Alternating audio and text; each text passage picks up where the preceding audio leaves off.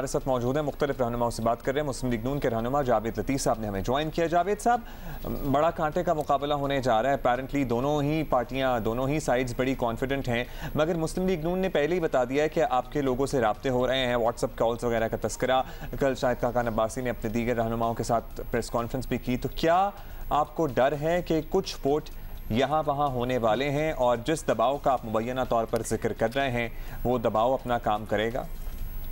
नहीं, बात सीधी सी है कि संजरानी को जब पहली दफ़ा सिलेक्ट करवाया गया तो जो उस वक्त ताकत का इस्तेमाल किया गया, उसके बाद इसके ख़िलाफ़ जो अदम एतमाद की तहरीक आई उस वक्त बचाया गया, और आज दूसरी दफ़ा जो मुंतखब करवाने के लिए कोशिशें हो रही हैं, ये उसी चीज़ का एक तसलसल है। तो हम तो ये कह रहे हैं कि अगर अदारों का किसी एक सियासी जमात के पलड़े में वज़न आ जाएगा तो लोगों का, आवाम का एतमाद अदारों से उठ जाएगा। इसलिए ये हम बता रहे हैं कौम को भी और अदारों को भी कह रहे हैं कि पाकिस्तान के अदारे हैं, ये जमातें भी पाकिस्तान की हैं, इसलिए इनके साथ दुश्मन वाला सलूक ना किया जाए।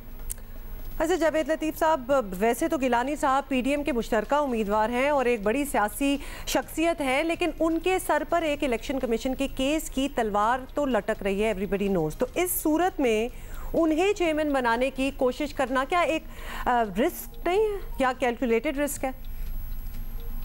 बात सीधी सी है कि अगर मेरिट पे देखा जाए तो कोई तलवार नहीं है और कोई उन पर ऐसा इल्ज़ाम नहीं है, मगर इसके बावजूद भी अगर एक दरख्वास्त के हवाले से बात की जाए तो फिर फॉरेन फंडिंग केस भी तो पेंडिंग है प्राइम मिनिस्टर का इलेक्शन कमीशन के पास, जो 6 साल से लटका हुआ है। और ये आज जो इलेक्शन कमीशन को दरख्वास्तें दी जा रही हैं दबाव में लाने के लिए इलेक्शन कमीशन को, दरअसल फॉरेन फंडिंग केस से नज़रें हटाने की एक तरीका इस्तेमाल हुकूमत वक्त कर रही है।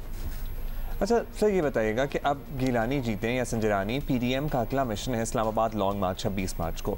अब अगर पीडीएम इत्तेहाद के कुछ वोट आगे पीछे हो गए तो क्या इस इत्तेहाद के मुस्तकबिल पर दोबारा एक सवाल नहीं खड़ा हो जाएगा?